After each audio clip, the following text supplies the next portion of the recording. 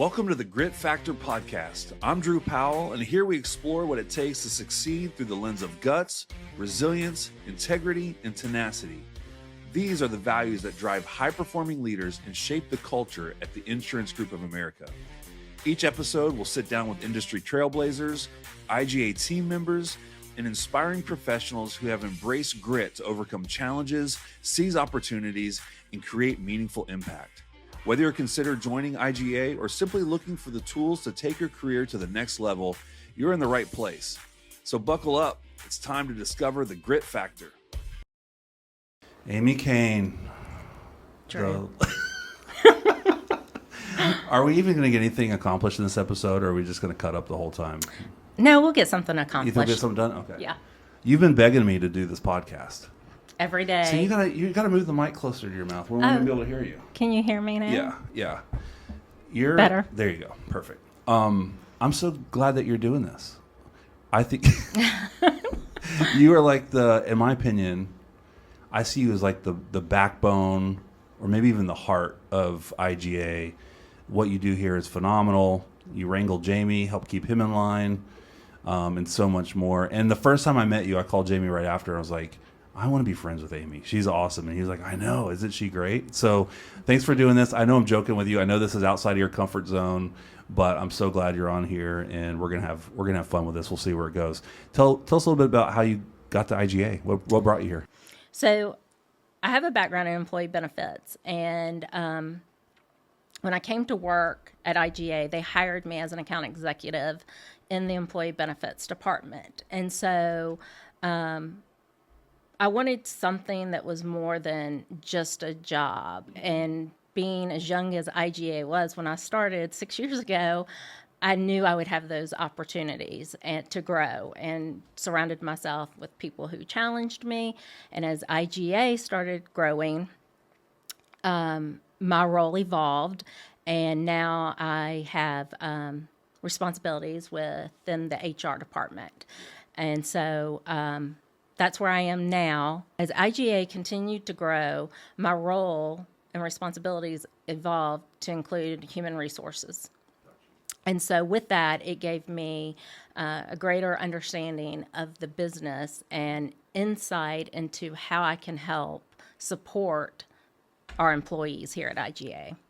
I think you represent really well, and I think the reason why we wanted to have you on the podcast is, we talk a lot about culture around here. It's a big part of who we are at IGA.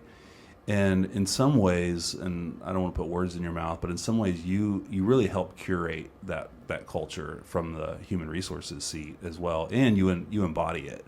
So this whole idea of like the grit factor, but what we wanted to talk to you about specifically is, how does IGA specifically invest in people? Like how do we create a work environment here where it's not just the positions, it is, we care about people, we want to get people in the right seat. Just like in your own story, you've moved seats. A lot of people have moved seats within the company. Yes. Want to keep people in the right seats so they can be successful.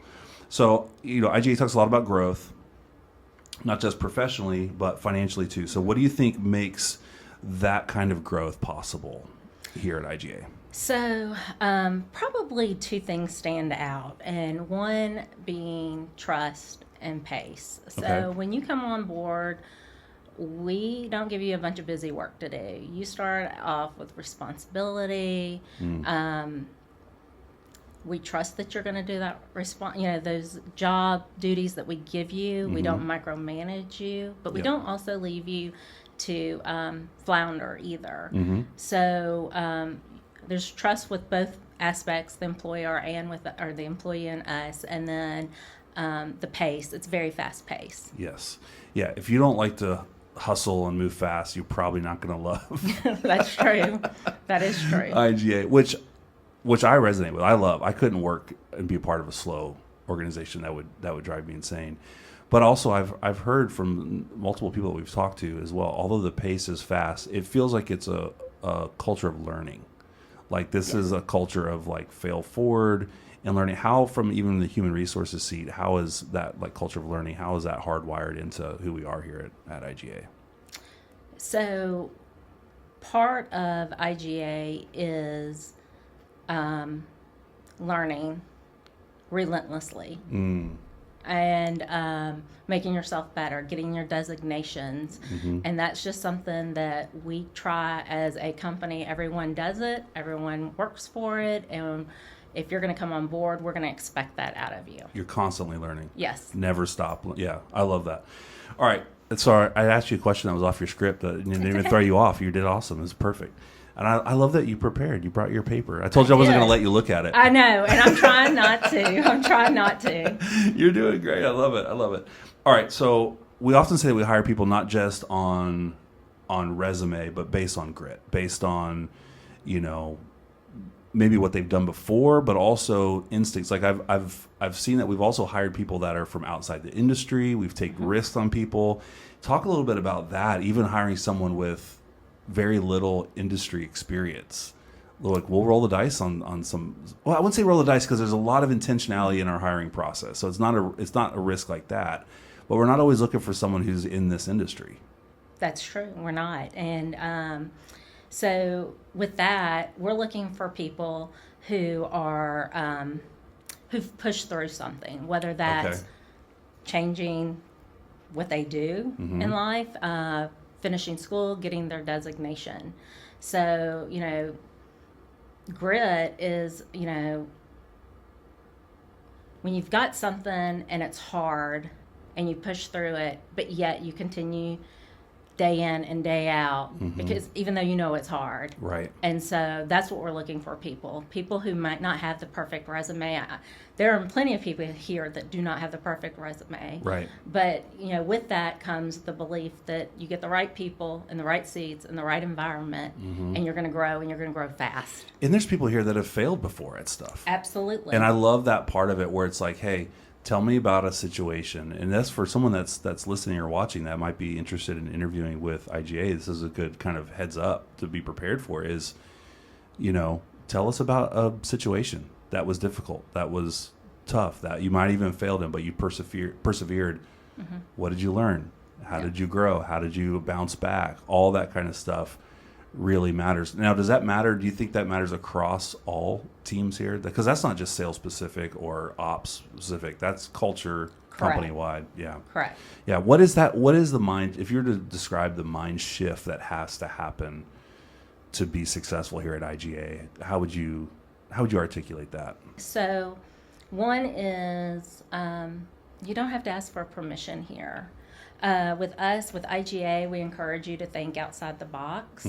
That means taking the initiative, giving your input when you're new. A lot of people are afraid to do that, but by doing that, it really shows that you want to be a part of the team, you have new ideas, and also, like you said, embracing failure. Yeah. And, seeing that as a process of growth. Yep. Not something that you need to avoid or be ashamed about, because we all fail occasionally Sure. at something. Sure. I love that.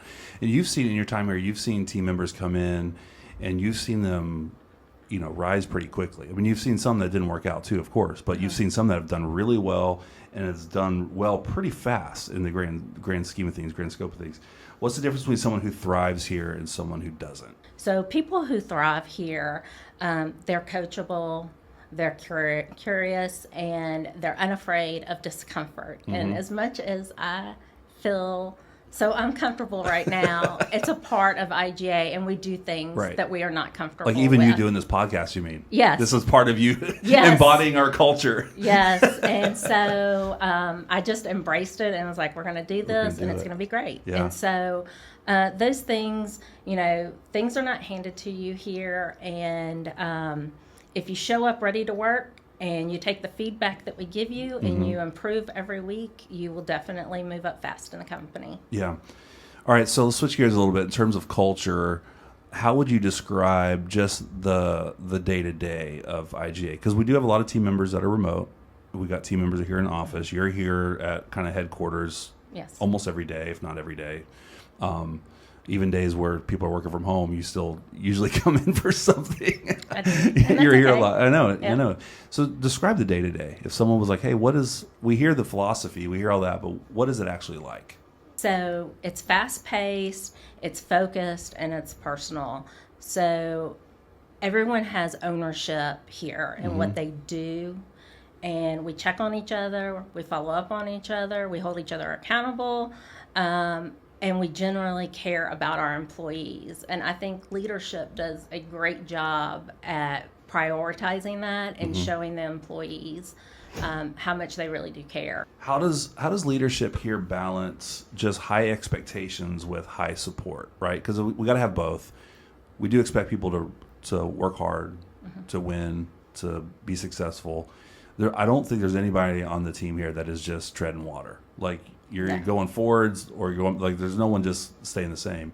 But it's also high support. So from your seat, how do we balance those two things? So we expect a lot, and we make that very clear, but we don't leave people out there to figure it out alone, which I think is important. We give constant feedback. We do mentorship. I know that's been mentioned before. And the one thing that I love is there's an open door access to leadership, which I think helps out a lot. As I said, we don't micromanage, but we're not going to leave you alone. And I think part of the key to that is that balance. Yeah, I agree. What about someone who's looking to come on board here? Maybe they're looking to apply and they're thinking, maybe I'm unqualified for this, or maybe, what would your advice be to that person? So my advice would be, if you're willing to work hard and learn fast and come in, with the mindset of you're going to do it, you're going to do the learning that we have, I think they are probably more qualified than they feel that they are. Right. And I think that's part of our training here. That's part of like, hey, when you're the right person, or at least I should ask this because I don't want to make the assumption, but if you got the right kind of personality, you got the right kind of drive, and again, full disclosure, we put people through some pretty intense assessments, and like the onboarding here is pretty rigorous because we want to get the right people and we want to make sure they're winning. But once you do those things, you're going to be equipped for success if you check the boxes in all those other ways, correct? Like if you're checking the box in your drive and your hunger and your, and not that we're not taking into consider your professional background and all that kind of stuff, but would you encourage someone just to take the leap and to say, hey, all the things they're talking about is the kind of organization I can see myself fitting in. I'm not sure if I have that background. Should I even try or apply? Would you encourage them to go for it, or? Absolutely. Yeah. Absolutely. We have some people who have had no insurance experience whatsoever, but they've got the drive and the hunger, as you said, for it. And they get in here and they just thrive. Yeah, that's awesome. All right, last question. See, this hasn't been too hard. No. You've been great. You probably even begged me to come back again. Here's the thing. What's one piece of advice you'd give to someone who just walked in the door here at IGA day one and wants to build a career that's not just successful, but a career that actually matters? What would you advise them to do? So I would say treat every task like it matters, regardless of what you're asked to do, because it does. Ask the questions, build those relationships, and as I mentioned earlier, be relentless in learning. And so the people I think that grow the fastest here probably view their future like it depends on today's efforts. That's good. That's great advice. Thanks for sharing your story. Thanks for what you do here, and really grateful for you. I'm grateful personally for your friendship, and thanks for getting out of your comfort zone and Thank you. sharing with us today. I appreciate it.